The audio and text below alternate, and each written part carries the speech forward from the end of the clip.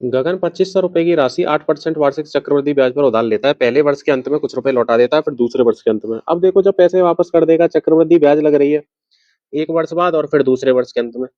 तो सिंपल सी बात है कि प्रिंसिपल सेम नहीं रहेगा, प्रिंसिपल चेंज होगा। ठीक है। तो 8% का मतलब क्या होता है? जो रेट 8% दे रखी है, 8% का मतलब होता है 2/25। अगर एक साल की बात करें तो एक साल में होता क्या है कि वो धन 25 से कितना होगा, 25 में 2 जोड़ देंगे तो कितना हो जाएगा, 27।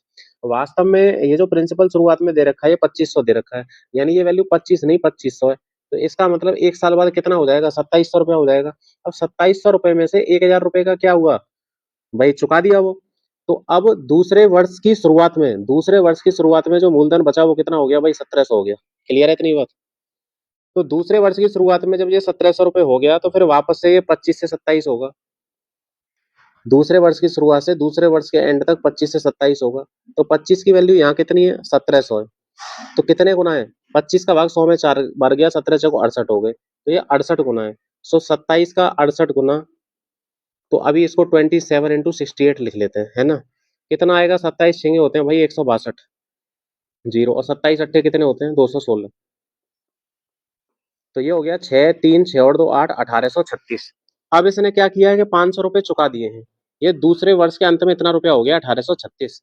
तो इसमें से 500 रुपया चुका दिया, तो अब 36, 18 में से 5 गए, 1336 रुपया बचा। तो 2 वर्ष पूरे हो गए, निकल गए। तो अब ये प्रिंसिपल के रूप में 1336 रुपया बचा है। ये 1336 वो कह रहा है 4 वर्ष के अंत में उसकी बकाया राशि चुकाने के लिए कितना निकटतम रुपए में भुगतान करना होगा। तो 1336 का कितना हो जाएगा ये धन भाई, 25 स्क्वायर से 27 स्क्वायर होगा। अब 2 साल रह गई हैं। तो ये 27 स्क्वायर ऊपर आ गया और नीचे कितना आ गया भाई, 25 स्क्वायर आ गया। क्लियर है इतनी बात? अब इतनी बड़ी कैलकुलेशन करना बेवकूफ़ी है, तो ये बात समझने वाली है यहाँ पे। इसमें क्या है कि मैंने 4 स्क्वायर का गुणा ऊपर किया, 4 स्क्वायर का नीचे किया। ठीक है। अब नीचे कितने 100 हैं भाई, 200 हैं। 1336 ये हो गया, 27 चौका 108 और 108, और नीचे 200 हैं। मैं समझाने के लिए लिख रहा हूँ, नहीं तो ये जो जानता है वो जल्दी भी कर सकता है। तो 108 गुना 108 कितने होते हैं, देखो 101 से लेके 109 तक जो नंबर होते हैं ना, इनके स्क्वायर निकालना बहुत इजी होता है। कैसे? जैसे 108 का स्क्वायर निकालना है आपको, तो 8 और 8 कितने होते हैं, 16 यहाँ लिख दीजिए और यहाँ लिख दीजिए 64। तो ये 116 64 आ गया। 109 का निकालना है, 9 में 9 जोड़ दीजिए, 118 हो गया। 9 का स्क्वायर कितना हो गया, 81। 107 का निकालना है स्क्वायर, तो 7 में 7 जोड़ो तो ये 114 हो गया भाई, और 7 का स्क्वायर कितना हो गया, 49। ठीक है। उसी पैटर्न के अनुसार ये आ गया 1336 और ये आ गया 11664, है ना।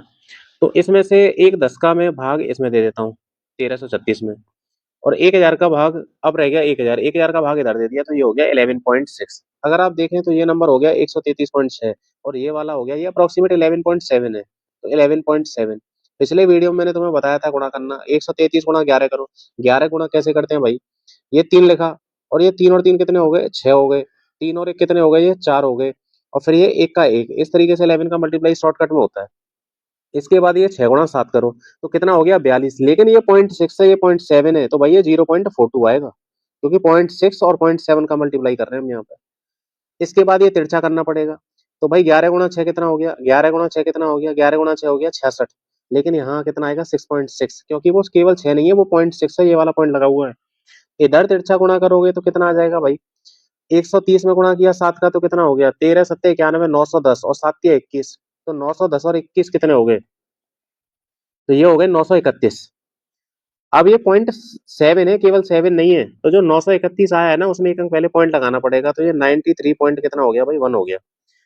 तो ये दो, ये 6 और 4 10, और एक 11 की एक, हाँ सुन लगी, 4 और 6 10 और 3 13, एक इधर गया, 10 और 6 कितने हो गए भाई, 16, और फिर एक इधर गया, 1563।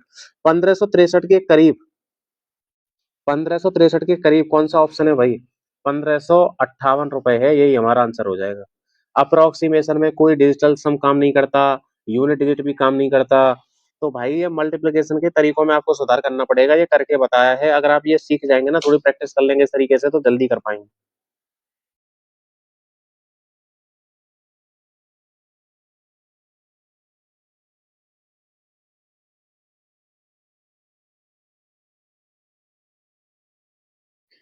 इस क्वेश्चन में 2 एसपी की बात की गई है। तो दो एसपी के बीच अंतर क्या होता है भाई? प्रॉफिट और लॉस होता है, क्योंकि एक बार वो सीपी से कम पे बेच रहा है तो लॉस है, और सीपी से ज्यादा पे बेच रहा है तो वो लाभ है। तो पेन ले लेते हैं। एक एसपी दिया है 19092 जब लाभ हो रहा है ना, और एक दिया है 9546। दोनों का डिफरेंस निकालो तो भाई यहाँ 6 बचा, यहाँ 4 बचा। और 190 में से 95 जाएंगे तो कितने बचेंगे भाई? 95 ही बचेंगे, 9546। अब वो कह रहा है कि जो हानि है और जो लॉस है, हानि से 22% अधिक लाभ अर्जित होता है। तो अगर लॉस 100 है तो 100 का 22% 22 होगा, तो ये प्रॉफिट कितना हो जाएगा? 122। और ये जोड़ के कितने आ रहे हैं भाई? 222 आ रहे हैं। कितने आ रहे हैं? 222। और मैंने अभी कहा था, पिछले क्वेश्चन में समझाया है कि प्रॉफिट और लॉस का जो सम होता है ना, वो दोनों एसपी का अंतर होता है। क्यों होता है? क्योंकि भाई एक बार वो एसपी ज्यादा रखता है सीपी से, और एक बार एसपी क्या रखता है? कम रखता है। तो ये दोनों का जो डिफरेंस है, यहाँ पे ये प्रॉफिट होता है, यहाँ पे ये लॉस होता है ना। तो इन दोनों का जो डिफरेंस है SP1 और SP2 का, ये प्रॉफिट और लॉस की सम की वैल्यू के बराबर होता है। तो 222 की वैल्यू इस सवाल में कितनी दी हुई है? 9546। तो 888 एक बार जाएगा, जैसे 9546 है भाई, 888। तो 14 में से 8 के कितने बचे? 6। अब यहाँ 94, 94 में से 88 गए तो 6। तो देखो 8 8 आ रहा है तो पहले 4 बार गया, फिर 6 6 आ रहा है, फिर कितनी बार गया भाई? 3 बार। तो 43 बार डिवाइड गया। तो यानी कि ये 43 गुना हो गया। अब वो क्रय मूल्य पूछ रहा है, तो लॉस निकाल लो या प्रॉफिट निकाल लो। लॉस निकालना आसान है, 43। कितने रुपए में बेचने पर लॉस हुआ था? 9546 रुपए में। तो एसपी में लॉस जोड़ देते हैं तो क्या आ जाता है भाई? सीपी आ जाता है। तो 6 4 5 और 3 8, 9 और 4 कितना हो गया? 13। तो यही हमारा आंसर आ गया भाई, 13,846। कौन सा ऑप्शन है? ऑप्शन 3। एक वस्तु को 800 रुपए में बेचने पर हुआ लाभ, तो उस वस्तु को 275 रुपए में बेचने पर हुई हानि का 20 गुना है। देखो, अगर वो सीपी से कम मूल्य पे बेचेगा तो सिंपल सी बात है, लॉस होगा। और सीपी से ज्यादा पे बेचेगा तो क्या होगा? प्रॉफिट होगा। तो ये जो यहाँ प्रॉफिट और लॉस हो रहा है, इनका कुछ रेशियो दे रखा है। 275 रुपए में बेचने पर हुई हानि का 20 गुना है। क्या 20 गुना है भाई? लाभ। लाभ 20 गुना है, ठीक है। ये जो प्रॉफिट और लॉस होता है ना, जो भी, ये दोनों एसपी के बीच का डिफरेंस होता है। दोनों एसपी के बीच का डिफरेंस होता है।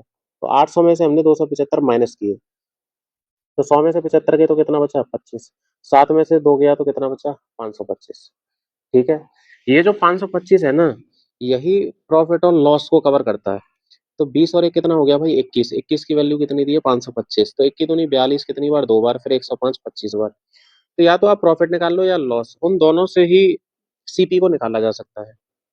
जैसे मैंने लॉस की वैल्यू निकाल ली, तो लॉस कितना आ गया? 25। अब जब हम सीपी निकालते हैं ना और लॉस का केस होता है, तो एसपी प्लस लॉस करते हैं, तब अपने पास सीपी निकल के आता है। तो 275 रुपए में बेचने पर हानि हुई है, तो 275 प्लस 25 भाई, ये क्या हो जाएगा? अपना सीपी। तो सीपी कितना आ गया? 300 आ गया। अब इसको कितने लाभ पर बेचना है भाई? 25% लाभ पे बेचना है। यानी 100% तो कोई वैल्यू अपने आप में पहले से ही है, यानी जो 300 है वो अपने आप में 100% ही है। 25% जोड़ेंगे तो 125%। तो 300 का 125% कितना होगा, ये अपने को निकालना है। तो भाई 2 जीरो से 2 जीरो कट गए भाई, ये हो गया 375। तो यही हमारा आंसर आ गया। अगर आप समझना चाहते हैं तो इधर समझो। जैसे प्रॉफिट है तो सीपी में प्रॉफिट जुड़ता है, तो ये वाला जो एसपी वो है जो प्रॉफिट देता है अपने को, है ना। और ये वाला एसपी है जो अपने को लॉस देता है। यानी कि सीपी में से लॉस गया तो ये क्या आ गया? एसपी। तो जब हम ये दोनों SP1 और SP2 का ये जो डिफरेंस निकालते हैं, ये प्रॉफिट और लॉस के सम के बराबर आ जाता है। प्रॉफिट और लॉस के सम के बराबर आ जाता है। तो इसीलिए 20 और 21 की वैल्यू हमने कितनी ली है? 525। दोनों एसपीज का डिफरेंस, दोनों एसपीज का डिफरेंस। छोटा सा कंसेप्ट समझना पड़ेगा इसमें। आप जानते हैं कि AX³ plus BX² plus CX plus D बराबर 0 है। और इसके जो 3 रूट हैं वो अल्फा, बीटा और गामा है। तो alpha plus beta plus gamma कितना होता है? -B/A। Alpha beta, beta gamma plus gamma alpha, ये काय के बराबर होता है? C/A के। और तीनों रूट्स का प्रोडक्ट अल्फा बीटा गामा, ये काय के बराबर होता है? -D/A के। ठीक है। उस हिसाब से देखा जाए इस क्वेश्चन के अंदर, तो alpha plus beta plus gamma कितना आ जाएगा? -B/A। तो माइनस, अब बी की कंपेयरिंग करेंगे तो B(x²) का कोफिशिएंट है, यहाँ x² का कोफिशिएंट -11 है, तो -11 लिखा, और नीचे ए आएगा, AX³ का कोफिशिएंट यानी 6। इसके बाद मैंने अल्फा बीटा गामा निकाला, तो अल्फा बीटा गामा कितना हो जाएगा भाई?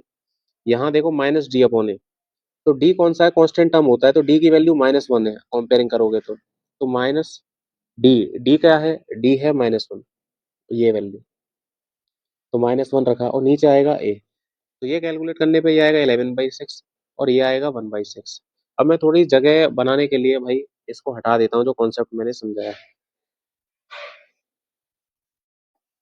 ठीक है, अब अपने पास आ गया स्पेस।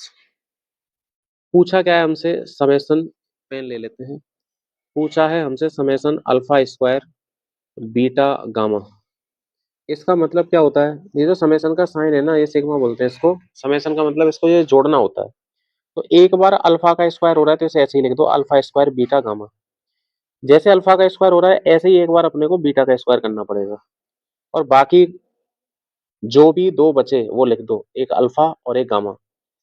इसके बाद एक बार गामा का स्क्वायर करो और अल्फा बीटा बच गए, ये लिख दो। इस बात का मतलब यही है जो नीचे लिखा है। अब इसमें से गौर से देख पा रहे हो तो अल्फा बीटा गामा आ रहा है कॉमन, तो जब ये कॉमन ले लिया तो एक बचा अल्फा, एक बचा बीटा और ये बचा गामा। तो अल्फा बीटा गामा की वैल्यू कितनी है, 1/6 है। Alpha plus beta plus gamma की 11/6 है। तो आंसर क्या आ गया, 11/36। सिग्मा को थोड़ा समझने के लिए ध्यान दीजिए इधर, थोड़ी बात समझाता हूँ, क्वेश्चन तो खत्म हो गया। समेसन अल्फा का मतलब क्या है, जब भी तीन की बात हो तो इसका मतलब है alpha plus beta plus gamma, ये बात याद रखें। अगर कभी ऐसे लिखा है अल्फा बीटा तो इसका मतलब आपको दो दो लेके सम लिखना है। तो एक बार अल्फा बीटा ले सकते हैं आप, एक बार बीटा गामा, और एक बार क्या ले सकते हैं, गामा अल्फा। ठीक है। और कभी ऐसे लिखा है समेसन अल्फा स्क्वायर तो इसका मतलब क्या है, alpha square plus beta square plus gamma square, है ना। तो ये छोटी बात है, ये नोटेशन एक तरीके का, ज्यादा बड़ी बात नहीं है क्वेश्चन में। तो 11/36 क्या हो जाएगा आंसर, यानी ऑप्शन 2।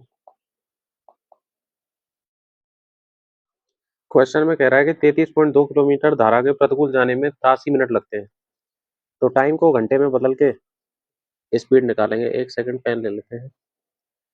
33.2 और 83 मिनट, जब 60 का डिवाइड दोगे तो उसका मल्टीप्लीकेशन ऊपर ही होगा। तो 83 से ये कटा भाई 0.4 टाइम्स, तो ये स्पीड आ गई यहाँ पे 24 किलोमीटर पर आवर। ये कौन सी स्पीड है, ये डिफरेंस है दोनों की स्पीड का, नाव की स्पीड का और धारा की स्पीड का। इसके बाद उसने क्या कहा है कि 47.1 किलोमीटर ये प्रतिकूल चलता है, तो 24 की स्पीड काम करेगी। फिर इसके बाद है 55.9, तो इसके लिए प्लस वाली स्पीड काम करेगी। अब देखो रेशियो दे रखा है 8:5, 8:5, और स्पीड का जो डिफरेंस है यहाँ पे 3 है। इसकी वैल्यू क्वेश्चन में अभी जो हमने निकाली है, क्वेश्चन में तो नहीं दी है, 24 किलोमीटर पर आवर आई है, तो ये 8 गुना है। तो जो इनका सम है 13, इसका 8 गुना करोगे तो कितना आ जाएगा, 13 गुणा 8 ही लिख लो अभी, किलोमीटर पर आवर। तो 13 गुणा 8 किलोमीटर पर आवर, तो ये क्या निकल के आ जाएगा अपने पास जो ब्रैकेट में है, टाइम निकल के आ जाएगा। 13 से ये कटा, 13 चौको 52, तो 52 ये कटा भाई 4 बार, 4.3 आ गया ये अप्रोक्सीमेट। अगर आप देखो तो 24 से 47.1 कितनी बार कटता है, ये 2 बार कटता है अप्रोक्सीमेट। और इसको देखें तो इधर की साइड में, तो 4.3 का भाग 8 में 2 बार जाएगा लगभग, और 2 का भाग ऊपर गया तो कितना आएगा, 0.5। तो ये अप्रोक्सीमेशन से कितना आ गया, 2.5 बार आ गया, है ना। अगर आप अप्रोक्सीमेशन से नहीं निकालना चाहते तो यहाँ पे 24 है तो यहाँ पे भी 24 बना लो, तो 8 में कितने का गुणा करना पड़ेगा, 3 का। तो 4.3 में भी 3 का मल्टीप्लाई होगा। तो ऊपर जोड़ लो क्योंकि नीचे 24 बन गया, तो 47.1 और 3 × 9 ये 0.9 और 4 कितना हो गया, 12। 9 और 1 10 की जीरो, एक ऊपर गया 8 और 2 10 की जीरो, फिर एक और 5 और 1 6, तो ये कितना आ गया, 60 आ गया। और नीचे कितना है भाई, 24, जो सेम नंबर बन चुका है 24। तो 12 से 60 कितनी बार कटा, 5 बार, और 24 कितनी बार कटा, 2 बार, तो कितना आंसर आ गया, 2.5। तो ऑप्शन 1 आंसर है ना। अप्रोक्सीमेशन से करोगे ज्यादा बेहतर है, नहीं फिर टाइम ही लगेगा इसमें।